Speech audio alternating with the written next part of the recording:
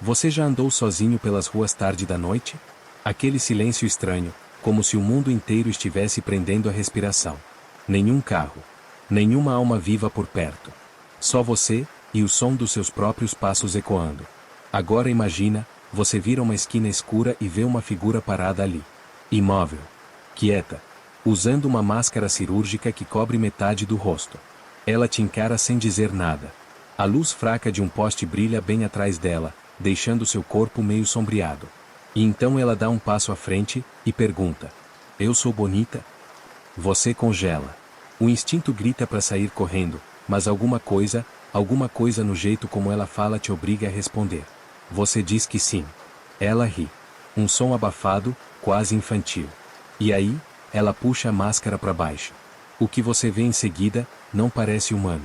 Os lábios rasgados até as orelhas. Os dentes expostos. A carne aberta como se alguém tivesse cortado seu rosto com uma lâmina enferrujada, e esquecido de costurar de volta. Ela repete a pergunta, agora com a boca escancarada. Mesmo assim, eu sou bonita? Você tenta correr, mas já é tarde. Ela saca uma tesoura de jardinagem, grande, velha, suja de sangue seco. E antes que você possa dar o primeiro passo, sente a lâmina entrando na sua pele. Corta. Arranca. Dilacera. Seu grito se perde no vazio da noite, abafado por um vento gelado que passa varrendo a rua. Ninguém aparece. Ninguém escuta. Na manhã seguinte, vão encontrar só um corpo mutilado, com a boca cortada de orelha a orelha. A lenda diz que ela aparece do nada. Numa rua deserta. Perto de escolas. Parques vazios. Em noites sem lua. Ela se aproxima com passos leves e uma pergunta inocente. E se você errar a resposta, ou mesmo se acertar, a tesoura dela vai cantar. Ela é conhecida como Kushizaki-onna, a mulher com a boca rasgada. Um espírito vingativo nascido de dor, traída em vida e agora sedenta por justiça, ou só por mais carne humana. Dizem que a origem da maldição vem de séculos atrás, no período Heian, quando uma mulher foi punida por trair o marido samurai. Ele cortou seu rosto em um acesso de fúria, dizendo: "Quem vai te achar bonita agora?" Mas a história não acabou ali. A mulher morreu, mas algo permaneceu. Algo que se recusa a descansar. E o mais assustador? Tem gente jurando que viu ela recentemente. Não em vilarejos antigos ou becos esquecidos. Mas em Tóquio, Osaka, Kyoto. Relatos de pessoas que sumiram sem explicação. Gritos ouvidos do nada. Testemunhas que falaram com uma mulher de máscara, e depois foram encontradas com os rostos abertos de orelha a orelha, igualzinho a ela. A polícia não comenta. A imprensa evita. Mas nas ruas, o boato se espalha como fogo. Tem até regras que circulam entre estudantes. Nunca ande sozinho à noite. Se vir uma mulher de máscara, não fale. Corra. Se for forçado a responder, diga que ela é mais ou menos bonita. E nunca, jamais, olhe nos olhos dela. Porque se você olhar, é o fim. O problema é que ninguém sabe se isso é só uma lenda urbana, ou um aviso real. Mas se você mora no Japão, ou pretende visitar, e der de cara com uma mulher de máscara à noite, pense 2 vezes antes de responder. Porque ela pode estar mais perto do que você imagina. E se você ouvir a pergunta: "Eu sou bonita?" Reze para não errar a resposta. O bairro de Higashimurayama, na periferia de Tóquio, parecia parado no tempo. Ruas estreitas, postes de luz antigos que piscavam à noite, casas de madeira com portões enferrujados e jardins cobertos por folhas secas. Mesmo com o avanço tecnológico ao redor, aquele cantinho da cidade permanecia envolto por uma sensação estranha, como se algo estivesse esperando para acordar a qualquer momento. Era início de outono. As árvores tingidas de vermelho e laranja balançavam com o vento cortante que soprava dos campos. À noite, a névoa invadia tudo, deixando a cidade com um aspecto fantasmagórico. Os moradores mais antigos sempre diziam: "Quando a neblina aparece do nada, ela caminha entre nós." Ninguém ousava perguntar quem era ela. No centro desse cenário sombrio vivia uma mulher esquecida pela história. Seu nome real já não importava mais. Alguns a chamavam de Atraída, outros de a Devoradora, mas o nome que ecoava entre sussurros era sempre o mesmo: Kushizaki-onna. A lenda conta que, séculos atrás, ela era uma cortesã conhecida por sua beleza incomum. A pele alva, os olhos levemente puxados e os lábios perfeitamente desenhados chamavam a atenção de homens e mulheres. Casou-se com um samurai rico, influente, mas violento. Ciumento ao extremo, ele a mantinha como um troféu, e tudo ia bem até o dia em que descobriu que ela o traía. Enlouquecido, o samurai não a matou de imediato. Em vez disso, amarrou-a, amordaçou-a e a levou até o pátio do templo da família. Lá, diante das estátuas dos deuses, ele segurou a lâmina curta, sem hesitar, cortou sua boca de um canto ao outro. Enquanto ela gritava e o sangue jorrava, ele dizia: "Vamos ver se alguém ainda vai te achar bonita assim." Ela morreu dias depois, agonizando sozinha, rejeitada até pelos monges que se recusaram a cuidar de sua alma corrompida. Mas dizem que sua raiva era tão intensa, tão profunda, que sua morte não foi o fim. Alguns dizem que ela voltou para se vingar dos homens. Outros juram que ela ataca qualquer um, homem ou mulher, adulto ou criança. O que se sabe é que ela aparece usando uma máscara, inicialmente de pano, depois de papel, e nos tempos modernos, uma máscara cirúrgica branca. Durante a pandemia, os relatos aumentaram. Afinal, todo mundo estava usando máscara, e ela podia se esconder à vontade. Mais de uma dezena de desaparecimentos foram registrados em bairros afastados de Tóquio, todos com o mesmo padrão: último local visto, uma rua vazia, última descrição, falava com uma mulher de máscara. E então, sumiço completo. As autoridades culparam crimes comuns, tráfico de pessoas, até mesmo delírios coletivos por estresse. Mas nas escolas, o medo ganhou forma. Crianças se recusavam a sair sozinhas. Grupos criaram códigos para avisar uns aos outros caso vissem alguém suspeito. Um dos códigos mais usados era: "A fenda sorriu." A tensão era tanta que chegou até a casa de um jovem professor do ensino fundamental chamado Junpei Takeda. Cético, prático, mas profundamente intrigado com histórias antigas, Junpei começou a investigar os relatos como parte de um projeto escolar com seus alunos. Ele achava tudo exagerado, até perceber que um de seus estudantes desapareceu depois de relatar ter visto uma mulher parada no portão da escola, com uma máscara branca e olhos que não piscavam. Era o início de algo muito maior. Junpei, sem saber, acabava de se tornar parte da maldição. A partir dali, a lenda deixaria de ser apenas uma história de corredor de escola. Ela ganharia corpo, fôlego e sede.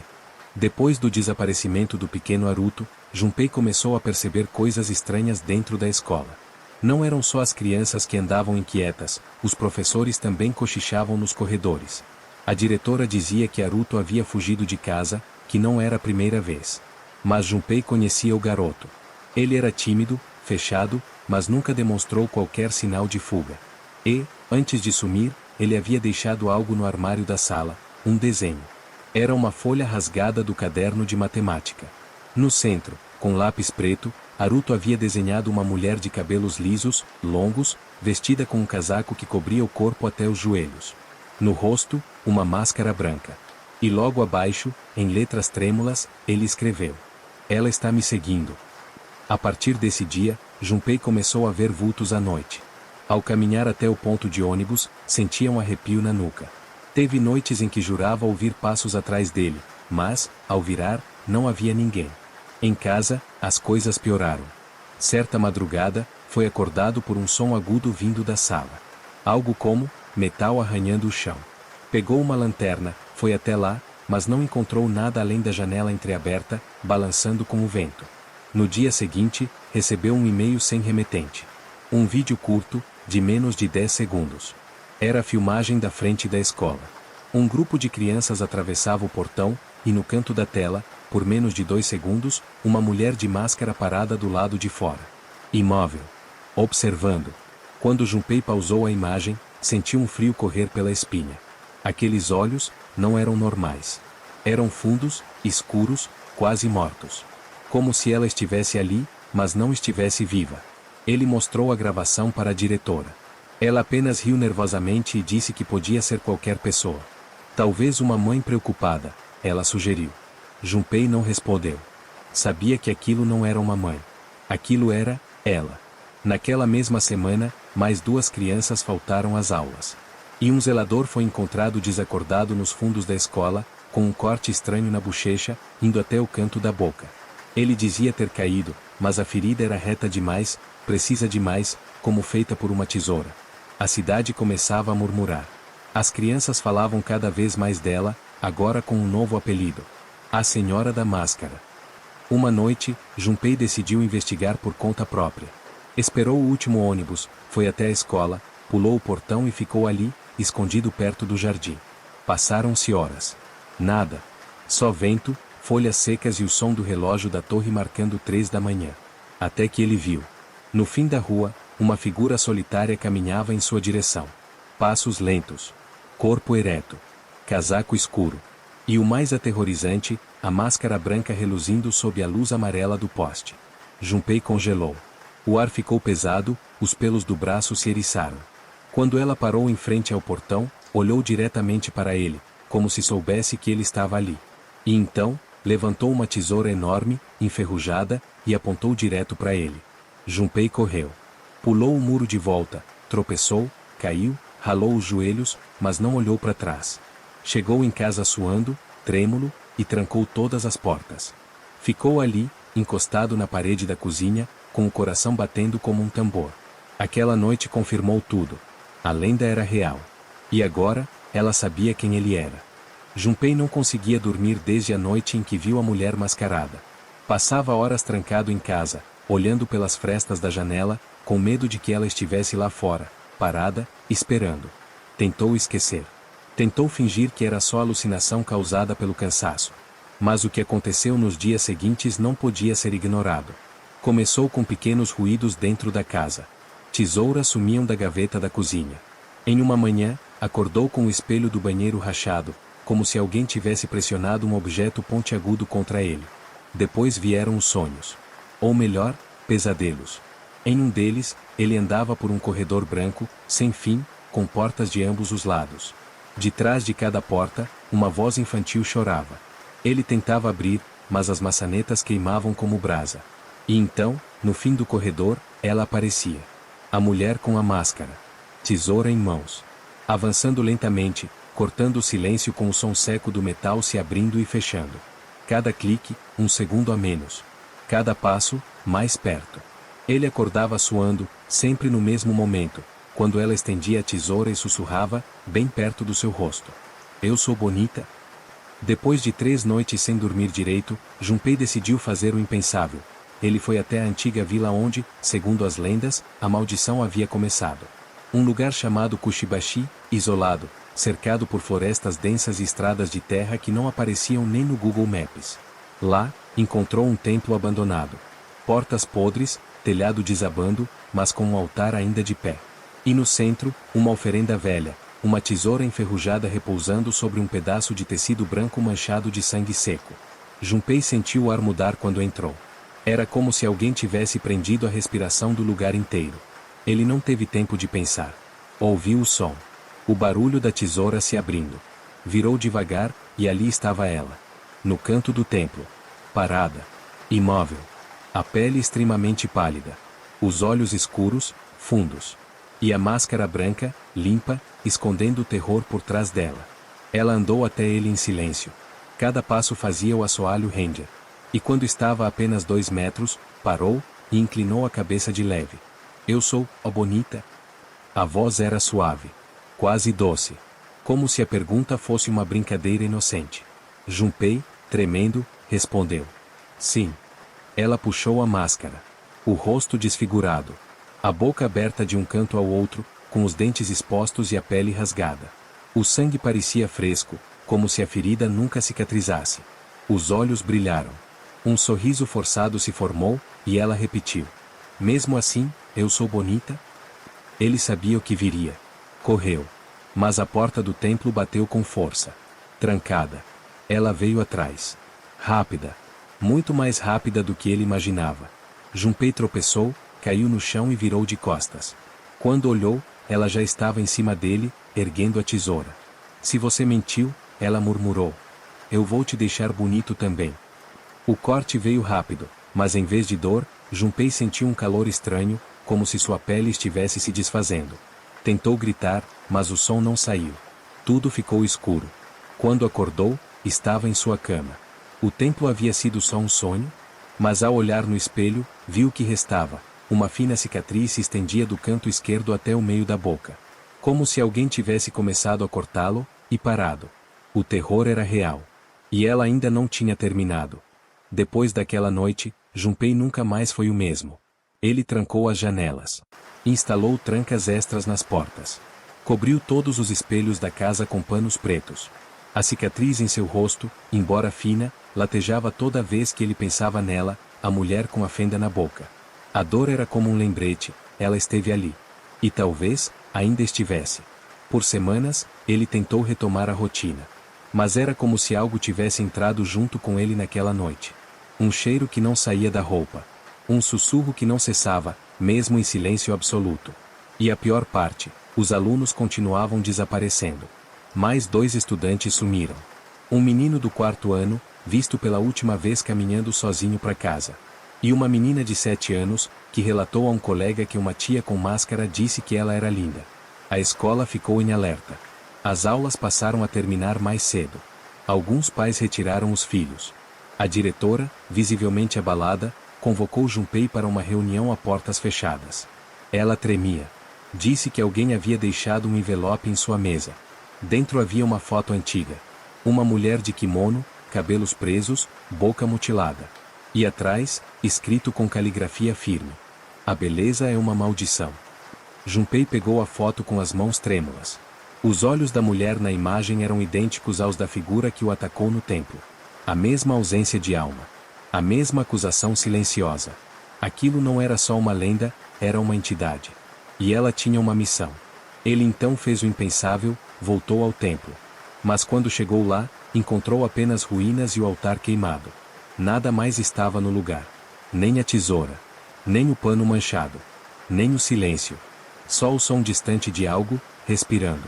Enquanto caminhava pelos escombros, ouviu uma voz familiar. Fraca. Como se estivesse vindo debaixo da terra. Juio, Pei. Ele congelou. A voz repetiu. Mais perto. Mais clara. Watashi, Kirei? Foi quando percebeu. A cicatriz em seu rosto estava sangrando. Ele tentou correr, mas as pernas falharam. Caiu de joelhos. O chão tremeu. E bem ali, diante dos seus olhos, a terra rachou, e uma mão branca e magra surgiu, segurando a velha tesoura. Ela voltou. Mas não sozinha. De dentro da fenda, outros olhos surgiram. Pequenos. Assustados. Como os das crianças desaparecidas. Presa entre os mundos, ela havia arrastado as almas de inocentes, e agora queria mais. Junpei tentou fugir, mas tropeçou novamente. E no instante em que olhou para trás, viu o rosto dela a centímetros do seu, sem máscara. A boca ainda mais aberta. Os dentes mais afiados. E os olhos, sem fundo.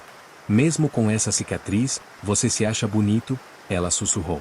Ele não respondeu. Só gritou. Dias depois, encontraram seu corpo no templo. Os jornais disseram que foi suicídio. Corte de orelha a orelha. Mas nenhum instrumento foi encontrado no local. Só uma tesoura, deixada no altar, com uma nova mancha de sangue. E ao lado do corpo, uma frase escrita com os próprios dedos, no chão sujo. Ela ainda está lá fora. Desde então, os desaparecimentos aumentaram. A polícia não comenta. A mídia silencia. Mas nas escolas, nos becos, nas ruas da cidade, os boatos se espalham. Ela aparece quando você está sozinho. Pergunta se é bonita. E se você mentir, ou se disser a verdade, você paga o preço. A história da Kushizaki Onna não é só uma lenda urbana. Ela é um reflexo do medo que mora dentro da gente. Medo do desconhecido.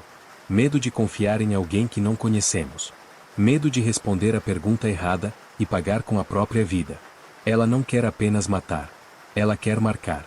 Deixar sua cicatriz em você. Na pele, ou na memória.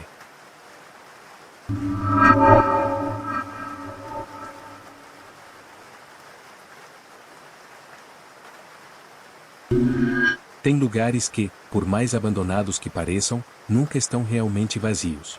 O tempo pode corroer as paredes, a poeira pode esconder os detalhes, mas certas presenças permanecem ali, silenciosas, observando. E às vezes, só esperando que alguém seja tolo o bastante para se aproximar. O templo de Eishan ficava no topo de uma colina isolada, cercado por uma floresta densa e quase sempre coberta por uma neblina espessa. Diziam que, há muito tempo, ali vivia um monge. Mas ele não era como os outros. Enquanto os demais buscavam equilíbrio e iluminação, ele preferia o silêncio das noites sem lua, os rituais esquecidos e os sussurros dos mortos. Expulso da ordem por praticar magias sombrias, o monge jurou que voltaria. E voltou.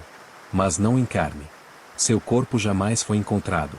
Desde então, relatos sobre sons estranhos, vultos e até gritos tomaram conta da região. Mas ninguém levava muito a sério. Até que 4 jovens decidiram testar essa história. Era só uma brincadeira. Um desafio entre amigos. A entrar no templo, gravar uns vídeos pro canal deles, fazer graça com as lendas locais. Nada demais, pelo menos, era isso que eles pensavam. Naquela noite, o vento estava mais gelado do que o normal. A lua quase não aparecia, escondida atrás de nuvens carregadas. Quando eles passaram pelo arco quebrado que marcava a entrada do templo, o ar pareceu mudar. Mais pesado. Mais denso. Como se algo estivesse prendendo a respiração do lugar. No começo, era só silêncio.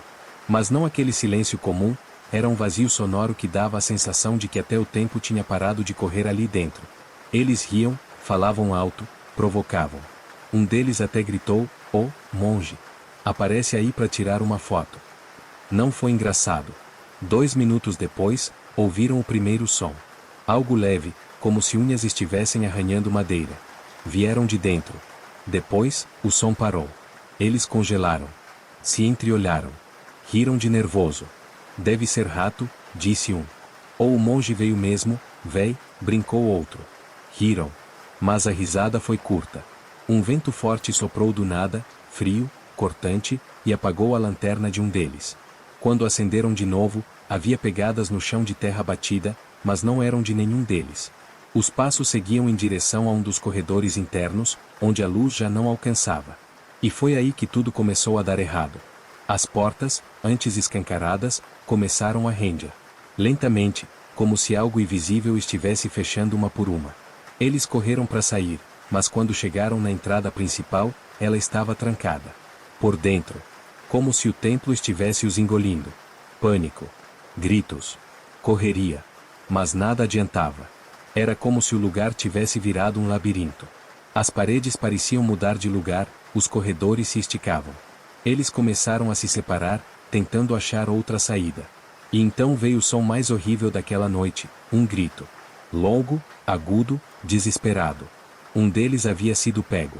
Os outros correram até o quarto de onde o som veio. A porta estava entreaberta. E lá dentro, de costas, havia uma figura ajoelhada. Usava um manto velho, puído.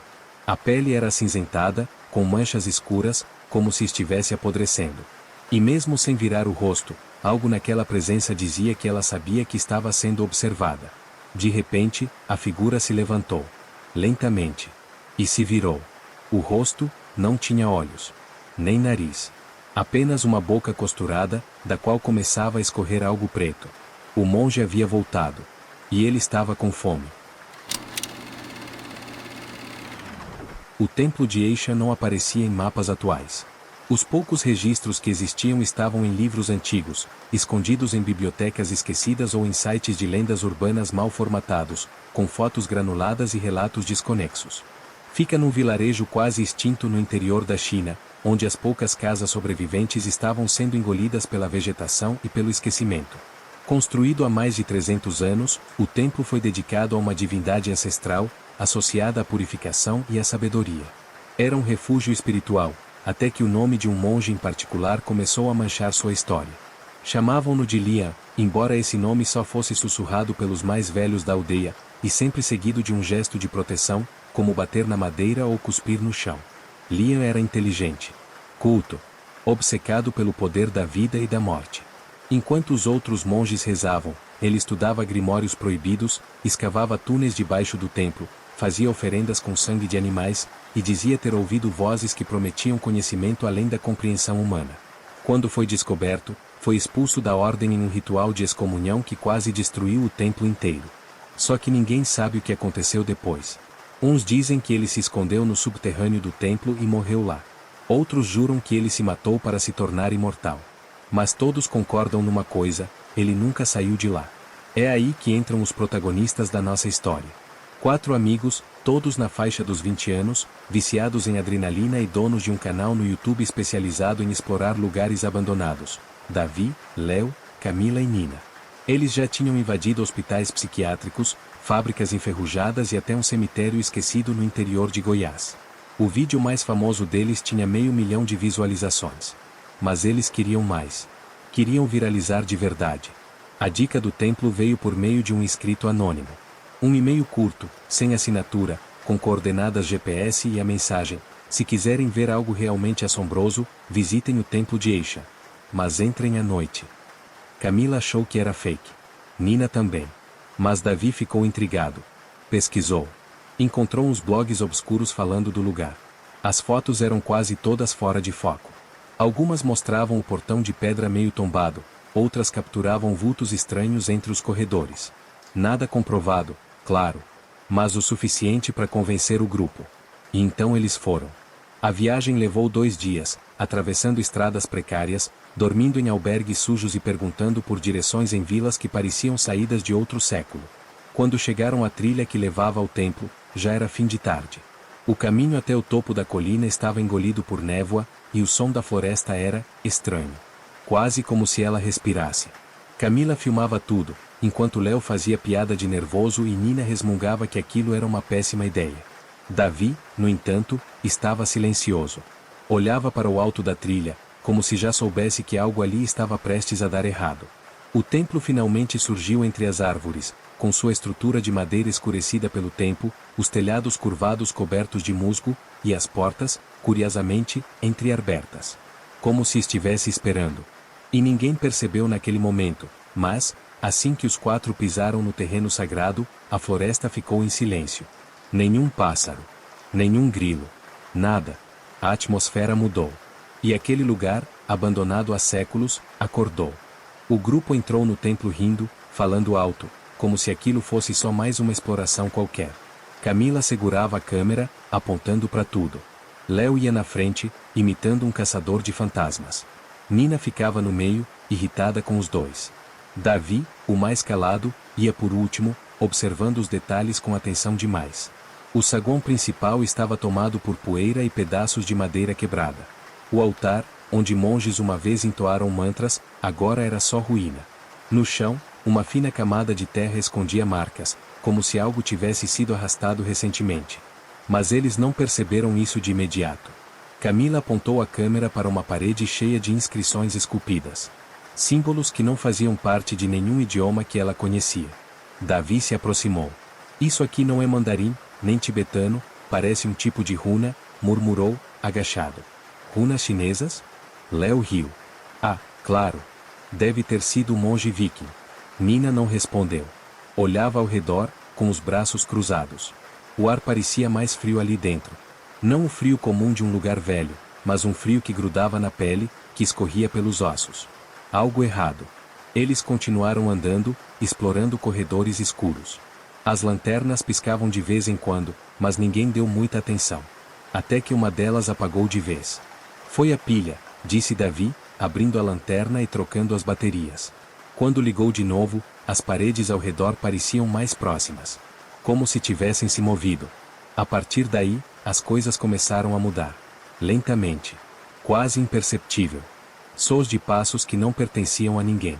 Respirações que ecoavam nos corredores, mesmo quando todos estavam parados. Um sino que soou uma única vez, mesmo que não houvesse sino ali há séculos. Alguém mais ouviu isso? Perguntou Nina. Foi o vento, respondeu Camila, tentando se convencer mais do que aos outros. Mas o templo não tinha janelas. Quando chegaram ao que parecia ter sido o refeitório, encontraram uma parede coberta por desenhos. Não eram bem pinturas, pareciam ter sido feitas com unhas, talvez com sangue seco.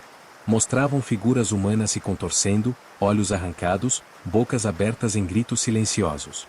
Ao centro, uma figura solitária, um homem de túnica preta, com o rosto encoberto por uma sombra. Isso aqui é encenação, disse Léo. Vai ver, era parte de algum ritual teatral ou... A câmera caiu. Camila deu um passo para trás, pálida. Tinha alguém ali. Onde? Atrás de você, Léo. Juro por Deus, eu vi. Tava em pé, no canto. Alto. Quieto. Ninguém mais viu nada. Mas quando pegaram a câmera do chão e rebobinaram a gravação, havia uma sombra no vídeo. Um vulto imóvel, que desaparecia quando Léo se virava. Davi queria ir embora. Mas as portas estavam trancadas. Mesmo as janelas, aquelas poucas que tinham, pareciam seladas com pregos enferrujados que não estavam ali antes. Eles tentaram forçar a entrada principal, mas algo os impedia. Algo invisível. Como se o ar ali tivesse virado concreto. Foi então que começaram os sussurros. Fracos no começo. Depois mais altos. Em um idioma que ninguém compreendia. Sons secos, repetitivos. Como se alguém estivesse recitando um encantamento do outro lado da parede. O templo estava vivo. E ele sabia que eles estavam ali. O templo estava escuro. A bateria da câmera caiu para 9%. As lanternas piscavam sem parar. A cada flash de luz, o cenário parecia mudar, como se as paredes se movessem um pouco mais para perto, como se sombras se arrastassem por entre os pilares. Os sussurros viraram gritos abafados. Eles correram pelos corredores tentando encontrar uma saída. Mas tudo era igual. Salas vazias, portas que antes estavam abertas agora estavam trancadas. O templo tinha virado um labirinto. Eu não aguento mais. Nina gritou, com as mãos nos ouvidos. Tem alguma coisa aqui? Davi, tem alguma coisa seguindo a gente. Camila tentava manter a câmera firme. Não era mais sobre conteúdo. Era desespero. Ela só queria registrar tudo, caso alguém encontrasse depois. Davi, cada vez mais pálido, parou diante de uma porta entreaberta. Havia algo escrito com carvão na madeira. Aquele que vê, jamais se liberta. Mesmo assim, ele abriu. O quarto estava escuro, mas o cheiro era como carne podre misturada com incenso queimado. No centro do chão, um círculo formado com cinzas e ossos. Dentro dele, restos de velas pretas ainda fumegavam. E ao fundo, encolhido no canto, estava Léo. Léo? Camila correu até ele. Mas ele não se mexia. Estava sentado com os olhos abertos, vidrados, a boca entreaberta, sussurrando algo incompreensível. A pele dele estava cinzenta. Os dedos arranhados. Como se tivesse tentado escavar o chão com as unhas. No peito, símbolos cortados com lâmina. O que fizeram com ele? Nina chorava. Foi aí que a porta se fechou com um estrondo. Trancada. As luzes se apagaram. No breu, uma nova voz surgiu. Grossa. Gutural. Não era humana. Ecoava por dentro da cabeça deles. Trazia dor. Trazia medo. E então ele apareceu. No canto do quarto, a figura se ergueu das sombras. Alta, esquelética, envolta num manto velho, manchado. Os pés não tocavam o chão. Flutuava. A cabeça baixa, o rosto coberto por um capuz rasgado. E quando ergueu o rosto, não havia pele. A carne parecia queimada, repuxada. Os olhos? Duas órbitas escuras e vazias. No lugar da boca, costuras feitas com tiras de couro seco. Mesmo assim, ele falava. Cada palavra parecia vibrar nos ossos deles, como um tambor ancestral. Vocês me abriram. Eu estava adormecido. Mas agora, eu vejo. Davi tentou fazer um sinal de proteção, mas a figura se moveu em sua direção como um borrão. Ele foi jogado contra a parede com força, como se algo invisível o tivesse arremessado. Bateu a cabeça. Sangue escorreu. Camila gritou. Nina começou a rezar, mas as palavras saíam emboladas, como se a língua se enrolasse dentro da boca. Léo, no chão, começou a rir. Uma risada fina, perturbadora. Algo nele havia quebrado. O monge estendeu uma mão. Os dedos eram longos, esqueléticos, e debaixo das unhas cresciam larvas negras. Quando tocou o chão, as velas reacenderam. O círculo brilhou em vermelho. Um de vocês deve ficar. A porta se abriu sozinha. Mas ninguém conseguia se mexer. O ar estava denso, paralisante. Até que Nina se levantou de súbito, cambaleando. Olhou para os outros e, com um fio de voz, disse: corram. Ela cruzou o círculo, encarando a criatura. E então, algo aconteceu. As paredes tremeram. O chão rachou. Uma força invisível puxou Nina pro centro. Gritando. Chorando. Mas não lutando. O espírito abriu os braços. A boca costurada se rompeu. Um grito, agudo e sobrenatural, explodiu na sala. A luz voltou. A porta escancarou. Camila e Davi correram. Sem olhar para trás. Sem pensar. Só correram. Atrás deles, o templo parecia desmoronar. Mas quando chegaram à entrada, tudo estava como antes. Silêncio. Nenhum sinal de destruição. Apenas a escuridão da floresta. Eles estavam vivos. Mas Nina havia ficado. Camila e Davi nunca falaram sobre o que realmente aconteceu naquela noite. Voltaram em silêncio. Abandonaram o canal. Sumiram das redes sociais. Durante meses, mal conseguiam dormir. Qualquer barulho no meio da noite fazia os dois pularem da cama. O trauma estava entranhado neles como a poeira daquele templo. Mas ninguém acreditou neles. Quando contaram para a polícia, disseram que Nina havia desaparecido numa floresta remota e perigosa. Uma busca foi feita. Encontraram o templo, sim. Mas estava vazio. Nenhum altar, nenhum círculo, nenhum sinal de luta. A única coisa estranha era a temperatura. Mesmo de dia, mesmo sob o sol, o ar lá dentro era gelado. Anormal. A polícia encerrou o caso como desaparecimento sem pistas. Camila se mudou para outra cidade. Abandonou a câmera. Não conseguia mais olhar para uma lente sem lembrar do rosto do monge. Davi tentou seguir a vida, mas nunca mais foi o mesmo. Tinha crises, surtos e, às vezes, falava sozinho em voz baixa, como se estivesse tentando responder a alguém que só ele escutava. Foi aí que os pesadelos começaram. Sonhos com túneis, com cânticos em línguas que ele não entendia. Sempre a mesma figura, encapuzada, flutuando, com a boca rompida e costurada de novo em cada pesadelo. E, o mais assustador, Nina estava nos sonhos. Mas ela não pedia socorro. Ela sorria, com os olhos negros. E repetia, sempre, a mesma frase. Agora eu vejo também. Certa noite, Davi não aguentou. Foi até o quarto, pegou o celular e gravou um vídeo. A iluminação era fraca, o rosto dele estava magro, os olhos fundos. Ele tremia. Se alguém encontrar isso, nunca vá até o templo. O que está lá, não quer ser libertado. Ele quer ser visto. E quando você vê, já é tarde. No dia seguinte, Davi sumiu. A polícia encontrou seu carro na estrada que levava à colina de Eixa. Dentro, havia apenas o celular, com o vídeo gravado e um papel rabiscado com símbolos parecidos com os encontrados nas paredes do templo. Camila, ao saber, desabou. Entrou em desespero. Ninguém conseguia tirá-la do quarto. Começou a desenhar os mesmos símbolos no espelho, nas paredes, até mesmo no próprio corpo. Foi internada. E então, o vídeo apareceu online. Ninguém sabe como, mas o vídeo que Davi gravou antes de desaparecer foi publicado no antigo canal deles, que já estava inativo há meses. Em poucos dias, viralizou. Milhões de visualizações. Milhares de comentários. Muitos dizendo que era fake, outros pedindo mais. Alguns, no entanto, diziam algo mais estranho. Desde que assisti, algo começou a me observar. Ouço sussurros à noite. Sonhei com ele. 3 noites seguidas. O monge está voltando.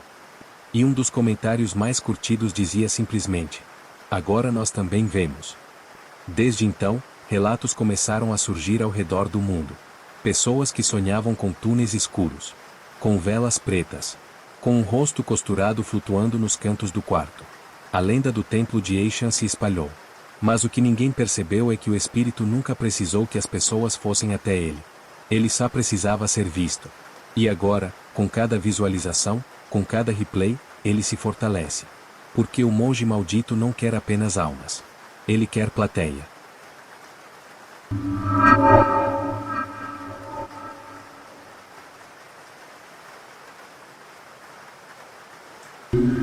Elas gritavam no escuro. Mas ninguém escutava. Porque em Salem, 1692, quem ouvia mulheres, acabava morto também. Imagina uma cidade onde o medo é maior do que a razão. Onde um boato sussurrado no ouvido errado podia te levar direto à forca. Uma cidade sufocada pela fumaça das fogueiras, pelos gritos abafados nas celas e pelo silêncio cúmplice dos que preferiam não morrer. Salem. Uma vila puritana, enfiada no coração da Nova Inglaterra, onde o simples ato de sonhar podia ser considerado pacto com o diabo. No ano de 1692, algo podre começou a se espalhar pelas ruas de terra batida de Salem. Era como se uma névoa invisível estivesse infectando os pensamentos, contaminando as relações, plantando desconfiança até entre mãe e filha. Foi ali, entre as casas de madeira, os cultos rigorosos e os olhos sempre vigiando, que o terror tomou forma. Mas esse terror não veio com dentes ou garras. Veio com palavras. Sussurradas. Sibiladas. Mentidas. Tudo começou com algumas garotas. Crianças, na verdade. Filhas de pastores e homens influentes. Começaram a se contorcer, gritar, acusar. Diziam que estavam sendo atormentadas por bruxas. Que viam sombras na noite. Que seus corpos estavam sendo possuídos. E foi o suficiente. Bastou a palavra bruxaria escapar da boca suja da ignorância para que toda a cidade começasse a caçar o mal, em qualquer lugar. Em qualquer mulher. E as acusações não pararam. Tituba foi a primeira. Uma escrava vinda das Índias Ocidentais. Uma mulher que era diferente, que falava coisas diferentes, que rezava para deuses que os puritanos não conheciam. Bastou isso. Ela confessou. Confessou que era bruxa. Que tinha assinado o livro do diabo. Que havia visto outras mulheres com ela, dançando peladas na floresta, invocando demônios. E isso selou o destino de dezenas. Depois veio Sarah Good. Pobre, doente, mãe de uma criança pequena. Acusada de conversar com espíritos. Depois Sarah Osborne, uma mulher que não frequentava a igreja. E depois, dezenas. Bastava alguém apontar o dedo. Bastava um olhar atravessado, uma palavra fora do lugar, um costume herdado de um ancestral europeu. Qualquer coisa. E pronto. Você era bruxa. Os julgamentos não foram apenas cruéis. Foram absurdos. Sem provas, sem testemunhas confiáveis. Apenas gritos histéricos de meninas que desmaiavam no tribunal, dizendo que viam espectros. Juízes cegos pela fé e pelo medo. Um sistema judicial que preferia enforcar inocentes do que arriscar a ira de Deus. No fim, 19 pessoas foram enforcadas. Uma foi esmagada até a morte. Muitos outros apodreceram nas prisões. Famílias destruídas. Crianças órfãs. Vidas apagadas por uma histeria coletiva alimentada por ignorância, poder e paranoia. Mas, e se não tivesse sido apenas histeria? E se, entre tantas mentiras, houvesse uma verdade escondida? E se, algumas daquelas mulheres realmente tivessem feito um pacto? E se o mal não estivesse apenas nos tribunais, mas também nas sombras das florestas? O que ninguém conta, é que algo permaneceu em Salem. Algo que não morreu com o último enforcamento. Algo que desperta, vez ou outra, quando o nome das bruxas é falado em voz alta. Uma maldição talvez. Ou apenas uma vingança muito antiga. Porque o problema de chamar alguém de bruxa é que às vezes, ela é mesmo.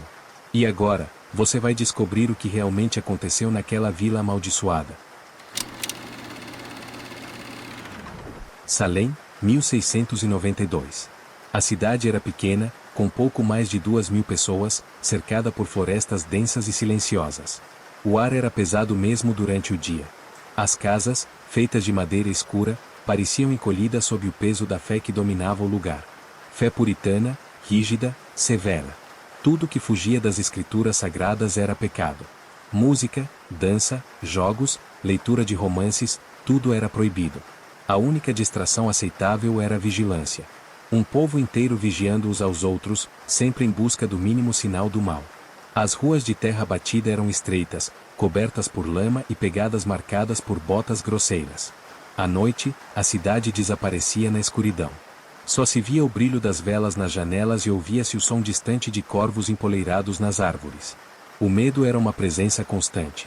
E naquela época, o medo era mais forte que a lógica. É nesse cenário que conhecemos Tituba, uma mulher invisível, exceto quando convenientemente culpada. Ela não era de Salem. Era uma escrava caribenha trazida para servir na casa do reverendo Samuel Parris. Seus olhos eram escuros como a noite e sua pele, mais escura do que qualquer outra na vila, era motivo de desconfiança por todos. Ninguém conhecia sua história, ninguém queria ouvir sua voz. Mas todos sabiam seu nome quando a loucura começou. Tituba era uma mulher silenciosa, mas observadora. Falava pouco, sempre em tom baixo, com um sotaque que confundia. Suas noites eram passadas cuidando da filha do reverendo e fazendo pequenos rituais sozinha no quarto dos fundos. Não feitiçaria, como diziam, mas orações antigas, passadas de geração em geração. Orações para proteção. Para afastar maus espíritos. Mas ninguém em Salem saberia distinguir uma reza africana de uma invocação demoníaca. A filha do reverendo, Betty, foi uma das primeiras a adoecer. Começou com pesadelos, gritos noturnos, convulsões estranhas. Depois, dizia que via criaturas espreitando pelos cantos do quarto, olhos vermelhos no escuro. E então, acusou Tituba. Disse que a mulher havia lhe oferecido um livro para assinar. Um livro com o nome do diabo. E foi o suficiente. A cidade parou. O pastor Parris, tomado pela fúria e pelo medo, mandou prender Tituba. Ela foi arrastada da casa onde servia, sem entender porquê, sem poder se defender. Foi trancada em uma cela fria, sem direito a explicações. Mas, dentro daquela cela escura, ela começou a rir. Um riso seco. Baixo. Não de alegria, mas de raiva. A prisão de Tituba foi o estupim. As acusações começaram a se espalhar como fogo em palha seca. Outras meninas começaram a adoecer. Começaram a ter visões. Começaram a gritar nomes. E um desses nomes era o de Sarah Goody, uma mulher pobre, sem teto, que vivia à margem da sociedade. Conhecida por pedir comida nas portas das casas e conversar sozinha. Para os olhos fanáticos de Salem, isso bastava. Sarah Goody foi arrastada pelas ruas como um bicho. Cuspida, chutada, amaldiçoada. Tentou gritar que era inocente, mas ninguém ouvia. Afinal, as meninas tinham dito que ela voava pelas noites, montada em uma vassoura. Que amaldiçoava vacas. Que sussurrava encantamentos no escuro. Na mesma época, outro nome surgiu, Sarah Osborne, uma mulher doente, deitada há meses em sua cama. O único pecado dela era ter deixado de frequentar a igreja, e ter se casado com um homem que não era de sua classe. Para Salem, isso bastava. A cidade se partia em duas, os acusadores e os acusados. Mas a verdade é que ninguém estava seguro. As pessoas começaram a desconfiar até dos próprios filhos. Maridos denunciavam esposas. Crianças apontavam dedos para vizinhos. A caça havia começado. E todos, absolutamente todos, estavam vulneráveis.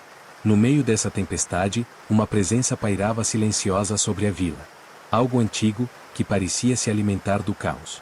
Algo que acordava cada vez que o nome bruxa era pronunciado. Um espírito ancestral, ou apenas a manifestação de uma culpa coletiva. Mas uma coisa era certa, Salem nunca mais seria a mesma. A vila de Salem virou um campo minado.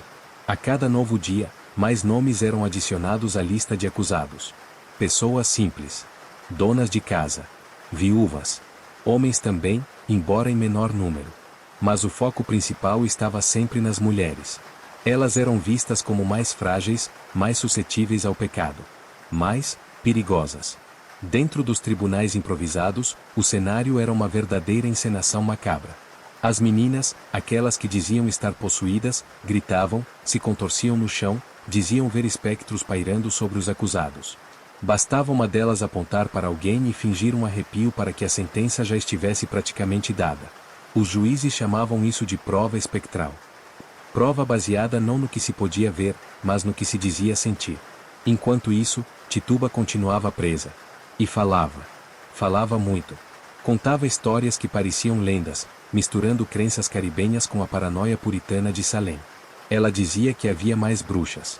Que via seus rostos em sonhos. Que caminhavam disfarçadas entre os moradores da vila. Disse até que o diabo aparecerá para ela sob a forma de um homem negro alto, de olhos brilhantes como carvões em brasa, e que ele a obrigara a servir. Era tudo o que os juízes queriam ouvir. Para eles, era a confissão perfeita. Mas o povo queria sangue. E o sangue veio. O primeiro enforcamento aconteceu em junho. Uma mulher chamada Bridget Bishop. Era vista como fora dos padrões. Usava roupas coloridas demais. Falava alto demais. Era dona de uma taberna, e já havia sido acusada no passado. Ela jurou inocência até o fim. Mas suas palavras não tinham peso diante do teatro das supostas vítimas. A corda apertou o pescoço de Bridget no topo da colina de Gallows Hill. O corpo dela balançou por minutos, enquanto a multidão assistia em silêncio. Ninguém chorou. Ninguém protestou. Só os olhos de algumas crianças tremiam, sem entender direito por que aquela mulher tinha sido morta. Mas logo, a corda seria usada novamente. E de novo. E de novo. Em poucas semanas, o número de presos passou de 100. As celas ficaram lotadas, e muita gente foi jogada em porões e armazéns. As condições eram subhumanas. Ratos, umidade, doenças. As pessoas apodreciam antes mesmo de serem julgadas. E mesmo assim, o medo não passava. Na verdade, piorava. Começaram a surgir boatos. De que as execuções não estavam acalmando os espíritos, mas alimentando algo ainda mais sombrio. Algumas pessoas diziam ouvir vozes à noite, vindas das matas. Crianças começaram a desaparecer. Animais mortos eram encontrados nos quintais, com símbolos esculpidos em seus corpos. Alguém dizia ter visto 3 mulheres dançando no cemitério. Outra jurava que a sombra de uma mulher sem cabeça apareceu na parede de sua casa, na noite após uma execução. O povo queria purificação. Mas só estava cavando mais fundo o próprio túmulo. Cotton Mather, um dos ministros mais influentes da colônia, escrevia sermões inflamados dizendo que Deus estava purificando a terra através da justiça. Ele era respeitado, temido. Um homem de fé. Mas até ele começou a ficar inquieto. Relatos chegaram aos seus ouvidos de que os sonhos dos moradores estavam sendo invadidos por figuras encapuzadas. De que algo muito mais antigo do que as escrituras rondava as florestas de Salem. Os julgamentos continuavam. Mas agora, além da palavra bruxa, uma outra palavra começava a surgir: maldição. Uma mulher chamada Rebecca Narcy, já idosa e profundamente religiosa, foi presa. Mesmo com apoio popular, mesmo com seu histórico de caridade, ela foi acusada. E condenada. O povo já não distinguia mais fé de feitiçaria. A histeria havia cruzado a linha do absurdo. E enquanto os corpos se acumulavam nas covas rasas ao lado da colina, Salem ia morrendo um pouco mais a cada dia. Algo pairava no ar. Uma energia densa. Escura. Como se aquelas execuções estivessem despertando algo. E se as verdadeiras bruxas não fossem aquelas que estavam sendo mortas? E se elas estivessem apenas assistindo? Esperando a hora certa para agir? Agosto de 1692. Salem já não era uma vila. Era um campo de guerra invisível. Ninguém sorria. Ninguém dormia em paz. A igreja não trazia mais consolo, apenas mais culpa. As execuções seguiam num ritmo assustador, como se a própria cidade tivesse sede de sangue. E a cada novo corpo balançando em Gallows Hill, algo parecia se alimentar. Crescer. Ficar mais forte. Naquela noite, tudo mudou. O céu estava limpo, mas o ar era estranho. Denso. As folhas das árvores não se mexiam, como se até o vento estivesse preso por medo. 3 mulheres seriam executadas ao nascer do sol: Mary East, Martha Corey e Empudiator. A cidade toda sabia. Era como um espetáculo macabro já esperado. Só que naquela madrugada, as celas onde essas mulheres estavam trancadas foram encontradas vazias. Trancadas por fora, sem sinal de arrombamento. Sem pegadas. Sem pistas. O pânico se espalhou. Os guardas foram interrogados. Disseram ter ouvido sussurros vindos do pátio. Outros juraram ter visto vultos dançando perto do poço seco atrás da prisão. Um deles disse que, quando se aproximou da cela de Mary, ouviu uma voz grave dizer: "Elas não pertencem mais a este mundo." E então começou. Na mesma noite, o corpo do juiz Altorne foi encontrado dentro da igreja, com os olhos arrancados e a língua costurada dentro da própria garganta. As paredes estavam cobertas de símbolos riscados em sangue. O púlpito onde ele costumava pregar estava revirado. Ao lado, um pedaço de papel com apenas uma frase escrita: "O preço foi cobrado." As garotas que iniciaram as acusações começaram a enlouquecer. Betty Parris foi encontrada deitada debaixo da cama, mordendo a própria mão até arrancar pedaços de carne. Abigail Williams gritava sem parar, dizendo que via as bruxas verdadeiras pairando acima das árvores. Que elas tinham olhos brancos e bocas costuradas, mas riam sem parar. Dias depois, ela desapareceu. Sumiu da casa onde morava com o tio, o reverendo Parris. Deixou apenas um espelho quebrado e uma marca de queimadura em forma de pentagrama no assoalho. Os moradores começaram a fugir. Mas quem tentava sair da vila acabava retornando, ou sendo encontrado morto nas matas, com o corpo retorcido, os olhos vidrados e a boca cheia de terra. Ninguém conseguia explicar. Era como se Salem tivesse sido cercada por uma força que não deixava ninguém escapar. Cotton Mather, o grande ministro, escreveu uma última entrada em seu diário, com a caligrafia tremida. Talvez estivéssemos errados. Talvez o diabo nunca tenha se escondido nas mulheres que enforcamos, mas sim no que despertamos ao julgá-las. Na manhã seguinte, ele foi encontrado crucificado de cabeça para baixo atrás do altar da igreja. Enquanto isso, na floresta, algo antigo acordava. Uma clareira escondida entre as árvores começou a ser evitada até pelos animais. Quem passava perto jurava ouvir cânticos em línguas desconhecidas. As árvores em volta tinham os galhos curvados como se fossem braços. A terra estava rachada, como se algo tivesse saído de dentro dela. E então, numa última tentativa de estancar o caos, os poucos homens de fé restantes organizaram uma vigília. Reuniram o povo dentro da igreja. Trancaram as portas. Acenderam velas. Começaram a orar. Mas à meia-noite exata, todas as chamas se apagaram. As janelas estouraram de dentro para fora. E, no escuro, ouviu-se uma única frase, sussurrada em uníssono por dezenas de vozes femininas. Salém agora é nossa. Na manhã seguinte, a igreja estava vazia. Sem corpos. Sem sinais de luta. Apenas um silêncio absoluto, cortado apenas pelo som do sino da torre, que ninguém mais tocava. Depois daquela madrugada, Salém deixou de existir como o mundo conhecia. Oficialmente, os registros dizem que o pânico das bruxas terminou em 1693. O governador da colônia dissolveu o tribunal e mandou libertar os últimos acusados. Um ato político, para tentar controlar a vergonha que a cidade havia se tornado. Mas nos bastidores, ninguém falava disso. Ninguém queria lembrar. As casas foram abandonadas. Famílias inteiras desapareceram. E os que ficaram, não falavam. Envelheciam em silêncio, olhando para o chão, como se tivessem visto algo que não ousavam repetir. Como se ainda esperassem que, a qualquer momento, uma sombra passasse pela janela, ou uma voz surgisse dentro da própria cabeça. Os livros de história ignoram os meses seguintes ao fim oficial dos julgamentos. Mas existem cartas, escondidas em arquivos antigos, que contam outra versão. Uma escrita por um mercador de Boston que passou por Salém semanas depois da última execução. A cidade cheira a morte. As ruas estão desertas, mas sinto que estou sendo seguido. O ar é mais frio do que o normal. Ouvi sussurros na floresta. As janelas das casas parecem me observar. Algo muito errado aconteceu aqui. Não é loucura. É maldição. A verdade é que a caça às bruxas não acabou. Ela apenas trocou de lado. Há quem diga que 3 mulheres foram vistas caminhando pelas matas nos anos seguintes. Sempre de longe. Sempre em silêncio. Elas não envelheciam. Os animais fugiam delas. E os que tentavam se aproximar, nunca mais eram vistos. Alguns chamam isso de lenda. Outros, de castigo divino. Mas o nome mais sussurrado entre os antigos moradores é As 3 Vingadoras. Martha Corey, Mary East, Empudiator. As 3 mulheres que sumiram das celas antes da execução. Segundo relatos não oficiais, as execuções não as mataram, porque elas já estavam mortas por dentro. Foram condenadas injustamente, amaldiçoadas pelo medo e pela ignorância de um povo cego. E o que se levantou depois disso não foram simples fantasmas. Foram entidades movidas por dor, fúria e justiça. Dizem que, em noites específicas, quando a lua está baixa e o ar parado, é possível ouvir passos na floresta que cerca o antigo terreno de Salém. Que velas acesas sozinhas se apagam.